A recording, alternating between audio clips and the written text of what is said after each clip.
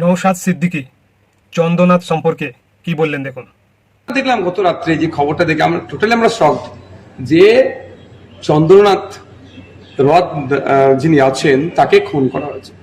আমি তার সম্পর্কে দু একটা কথা প্রথমে বলবো যে আমি বিধানসভায় যেখানে প্রেয়ার রুম আছে তার পাশেই লিডার অফ অপোজিশনের রুম হওয়ার সুবাদে আমি যখন প্রেয়ার করতে যেতাম চন্দ্রদার সাথে কয়েকবার আমার কথা হয়েছে, কিন্তু কোনো দিনের জন্য যে আমি লিডার অফ অপোজিশনের বিরুদ্ধে রাজনৈতিক মতদর্শকতা আলাদা কোনোদিন এটা তার কাছে ফিল করিনি।